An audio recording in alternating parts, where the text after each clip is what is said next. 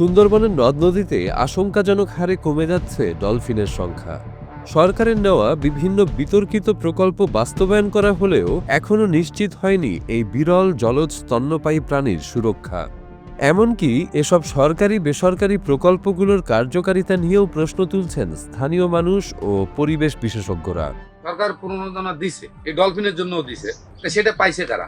যারা এই নদীটা, এই যে ঢাকমারি নদী ডলফিনের অভয়ারণ্য, তো ঢাকমারি নদীর উপরে কারা নিযুক্ত ছিল, এটা দিয়ে কারা ইনকাম করতো? দেখা গেলো তার 80% মানুষই পায় নাই। পাইছে কে? কোনো একজন এনজিওর সাথে ভালো সম্পর্ক আছে, হয়তো কোনো মুদি দোকানদার, হয়তো বা কোনো চায়ের দোকানদার, আত্মীয় স্বজন, এরকমই হয়েছে। কিন্তু প্রকৃতপক্ষে এখানে যারা জেলে ছিল 80% মানুষই পায় না। যাদের দিছে, যাদের দিছে তাদের ভিতর অনেক লোকই আমাদের জানা মতো আছে যে তারা সুন্দরবনে যাচ্ছে, বিষ মারতেছে। ডলফিন মানুষের মতোই বাচ্চা প্রসব করে, সন্তানকে দুধ খাওয়ায় এবং জীবনচক্রে মানুষের সঙ্গে আরও বেশ কিছু সাদৃশ্য রয়েছে। এ কারণেই ডলফিনকে জলজ স্তন্যপায়ী প্রাণী বলা হয়। কিন্তু সুন্দরবনের নদ নদীতে দিন দিন কমে যাচ্ছে এই প্রাণীর সংখ্যা। বন বিভাগের তথ্য অনুযায়ী 2006 সালে সুন্দরবনে ডলফিনের সংখ্যা ছিল 676টি। সর্বশেষ জরিপে দেখা গেছে বর্তমানে সেই সংখ্যা নেমে এসেছে মাত্র 231টিতে। ডলফিন সত্যিকার অর্থে যে জলজ প্রাণীগুলোর মধ্যে একটু আলাদা, সবচেয়ে বুদ্ধিমান, এবং এরা হলো স্তন্যপায়ী। স্তন্যপায়ী বলার কারণ হলো এরা মানুষ, আমরা যেমন মানুষ আমাদের মানে জন্মের পরে আমরা মাতৃ দুগ্ধ পান করি, ডলফিনের ক্ষেত্রেও তাই হয়। এবং এরা আবার মানুষের মতোই কিন্তু বাতাস থেকে অক্সিজেন নেয়। এটা এদের লাং বা ফুসফুসের সাহায্যে অক্সিজেন নেয়। অন্য মাছের মতো না। মানুষ যেমন মা যেমন বাচ্চা শিশুকে প্রসব করে, একইভাবে কিন্তু মা ডলফিন তার গর্ভে ধারণ করার পরে বাচ্চাকে প্রসব করে। প্রসবের পরেই এদের ক্ষেত্রে যেটা হয়, যেহেতু পানিতে প্রসব করে, অথচ এদের অক্সিজেন দরকার বাতাস, সেক্ষেত্রে জন্মের জায়গাটা ওরা একটু বেছে নেয় হলো শ্যালো এরিয়া, যেখানে চর এরিয়া, সেখানে একটু শ্যালো এরিয়া থেকে মা বাচ্চা প্রসব করে। এবং সেই বাচ্চা প্রসব করা মাত্র, বাচ্চার ক্ষেত্রে ডলফিনের ক্ষেত্রে যে মাথা পৃথিবীতে সবার পরে আসবে, মাথাটা আসার পরপরই মা ঠেস দিয়ে পানির উপরে উঠে দিবে দেখবার, এবং তারপর থেকে বাচ্চা থেকে বাতাস থেকে অক্সিজেন নেওয়া শুরু করবে, সাঁতার কাটবে মায়ের সাথে। এত বেশি ভদ্র মানুষ, তো ভদ্র হলেও আমরা হিংস্র হই কখনো কখনো, কিন্তু ডলফিন কখনোই হিংস্র হয় না, ওরা সবসময়ই ভদ্র। আমার দৃষ্টিতে যে আসলে বুদ্ধিমান জলজ প্রাণী এবং অত্যন্ত জেন্টল এবং লাজুক প্রকৃতির প্রাণী, এবং এরা বন্ধু সুলভ। মানুষ নৌকায় বা জাহাজে বা এমনি যদি সাঁতার কাটে ডলফিনের কাছে গিয়ে, ডলফিন তাদের কাছে আসবে, বন্ধুত্ব করতে চাবে, এরকম একটা প্রাণী। কাজে এই প্রাণীটাকে ধরা খুব সহজ। বিশেষজ্ঞদের মতে ভদ্র ও শান্ত স্বভাবের কারণে ডলফিন সহজেই মানুষের শিকার হচ্ছে। প্রায়ই নদীতে ভাসমান অবস্থায় মৃত ডলফিন পাওয়া যাচ্ছে। আমি এখানে 8-9টা ডলফিন মৃত অবস্থায় পাইছি। এর মধ্যে একটা মনে হইল যে জাহাজের ফ্যান লাগিয়া কেটে গেছিল, কাটা অবস্থায় পাইছি। প্রায় মেজারমেন্টটা আছে, প্রায় 9 ফুট লম্বা ছিল। আরেকটা, আর দুইটা বয়োবৃদ্ধ, অনেক বড় বড় ডলফিন, বয়োবৃদ্ধ মনে হইল। আর মাঝারি সাইজের কয়েকটা ডলফিন পাওয়া গেছে, এটার কারণটা বুঝতেছি। ডলফিন কিন্তু আসলে চোখে দেখে না। ডলফিনের যে মানে মাথা আছে, মাথার থেকে এক প্রকার শব্দ তরঙ্গ বের হয়, ওইটা যায় যে বস্তুর পরে রিফ্লেক্ট হয়ে যখন তার আসে, তখন সে বুঝতে পারে এই যে খাবার বস্তু না আমার কোনো বাধা, এটি আসে। আমাদের এলাকার জেলেরা যে চিকুন সুতো দিয়ে জাল ধরে মাছ মারে, এই মাছের ওদের যে শব্দ তরঙ্গ দেয়, ওই শব্দ তরঙ্গ যখন জালে যাচ্ছে, তখন যাই রিফ্লেক্ট করে আসে না, না আসলে বুঝতে পারে না। যখন ওরা বুঝতে পারে না, তখন ওখানে জালে জড়ায় যাচ্ছে। আর ডলফিন হচ্ছে বাতাস থেকে সবসময় অক্সিজেন নেয়, জড়ায় গেলে যদি 10-15 মিনিট যদি পানি নিচে আটকা থাকে, তাহলে ডলফিনটা মারা যাচ্ছে। ডলফিন বিলুপ্তির প্রধান কারণ হিসেবে মনুষ্য সৃষ্ট দুর্যোগকেই দায়ী করছেন পরিবেশবিদরা। আসলে ডলফিনের জন্য ক্ষতির মূল কারণ মনুষ্য সৃষ্ট কার্যকলাপগুলির মূল কারণ। স্বাদু পানির শোষক এবং ইরাবতী ডলফিন, যেটা আমাদের সুন্দরবনের লবণ পানি, এটা একমাত্র এখন আমাদের দেশেই পাওয়া যাচ্ছে, অন্য দেশে বা নেই বললে চলে।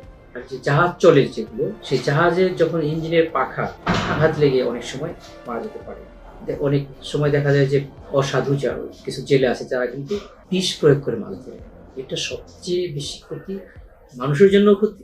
মাছের খাবার থেকে শুরু করে মাছ ধ্বংস হয়ে যাচ্ছে, পরবর্তী পাবো কম। আর এই মাছ খেয়ে ডলফিনও মারা যাচ্ছে বা ডলফিনের ক্ষতি হচ্ছে। জাহাজ চলাচল, যেটা জাহাজ তো যেহেতু সুন্দরবন মংলা পোর্ট আছে, আমাদের জাহাজ চলাচল করবে। জাহাজ চলাচলের জন্য অবশ্যই নির্দিষ্ট রুট ছিল, সেই রুটটা আস্তে আস্তে কি হয়ে গেছে, বিশেষ করে আমাদের কুসুর নদী, তাই হলো মূল রুট। কুসুর নদীতে চর পড়ে যাওয়ায় এই বাঁক হয়ে এই নদীটা আস্তে আস্তে সুন্দরবনের পাটটা ভেঙে সুন্দরবনের দিকে আরো একদম পাশে চলে গেছে। সুন্দরবনের কিন্তু 3টা অভয়ারণ্য আছে আমাদের, এর মধ্যে ঢাংমারি, চাঁদপাই এবং দুধমুখী, এই জায়গাগুলোর মধ্যে দিয়েই কিন্তু এগুলো।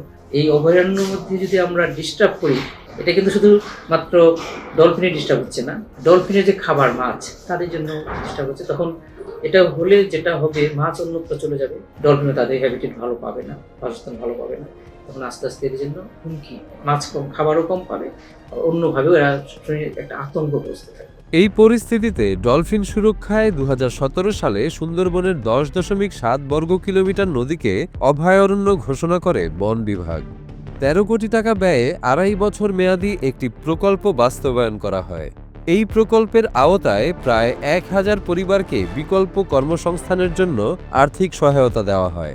2017 থেকে 20 পর্যন্ত যে প্রকল্পটি সরকার এবং ইউএনডিপি বাস্তবায়ন করেছিল যৌথভাবে, সেইখানে কিন্তু ডলফিন অভয়ারণ্যের উপরে নির্ভর করতো এমন 1000 পরিবারকে আমরা কিন্তু বিকল্প কর্মসংস্থানের ব্যবস্থা করেছিলাম এবং তাদের প্রত্যেক পরিবারকে $500 সমপরিমাণ বাংলাদেশি টাকা দিয়ে, এবং আমরা তাদেরকে বিভিন্ন জীবিকায়নের ব্যবস্থা করেছিল, দোকান করেছিল, তারা কাঁকড়া চাষ করেছিল। এবং এই মানুষগুলো কিন্তু 1-2 বছরের মাথায় কিন্তু তাদের দেখা গেল 17% তাদের আয় বেড়ে গেল। এবং একসাথে যে যারা কোনোদিন 50,000 টাকা দেখতে পারে নাই, তারা কিন্তু এই টাকা তারা দেখতে পেল। তো খুব সাকসেসফুলি কাজটি হয়েছিল।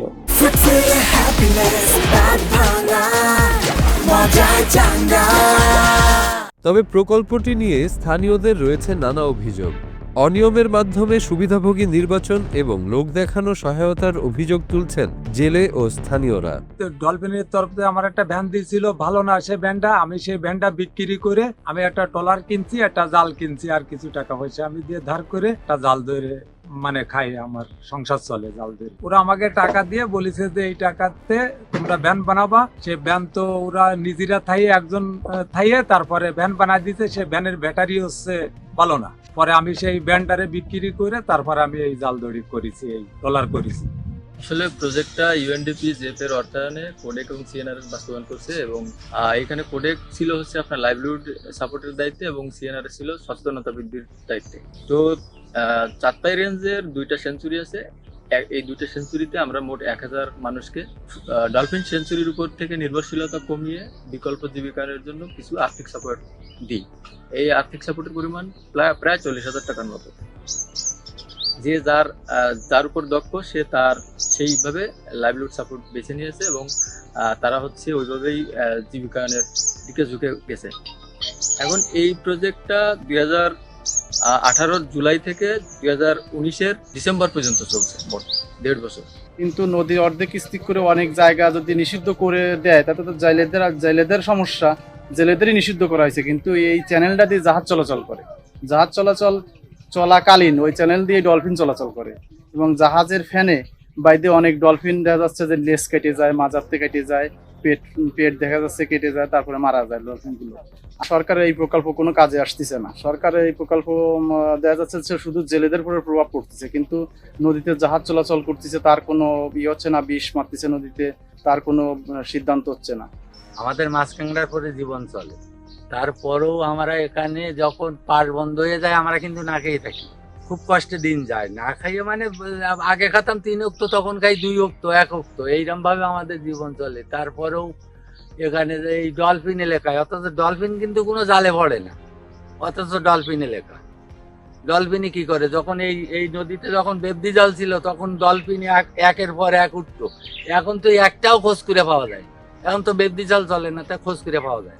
এই ডলফিন গেছে কোথায়? আগে যখন বেবদি জাল ধরতো, বেবদি জালের মাছ খাওয়ার জন্য বেবদি জালের পিছনে একভাবে উঠতো, এখন তো নেই। অথচ আমাকে এটা কিন্তু ডলফিন এলাকা। জাহাজ চলাচল করতেছে, জাহাজে আঘাতে জাহাজ থেকে বর্জ্য ফেলা হচ্ছে, নদীতে জাল ধরা হচ্ছে। এখন এই যে সরকার যে প্রকল্প গ্রহণ করেছে, সেই প্রকল্পে যদি এইসব বিষয় বিবেচনা না করা হয়, যে জেলেদের বিষয়টি, জাহাজ চলাচলের বিষয়টি, শিল্প কলকারখানার বিষয়টি, এইসব বিবেচনায় নিয়েই তারপরে প্রকল্প গ্রহণ করতে হবে। তা যদি না নেওয়া হয়, তাহলে যত কোটি টাকাই বরাদ্দ হোক না কেন, সেটি ডলফিন রক্ষায় কোনো কাজে আসবে না। অন্যদিকে সংশ্লিষ্ট কর্মকর্তারা বলছেন ডলফিন সুরক্ষায় টহল জোরদার সহ নানা উদ্যোগ নেওয়া হয়েছে। সুন্দরবনে ডলফিন রক্ষায় নতুন পরিকল্পনা গ্রহণ এবং তার সঠিক বাস্তবায়ন ও তদারকির দাবি জানিয়েছেন সংশ্লিষ্ট সবাই।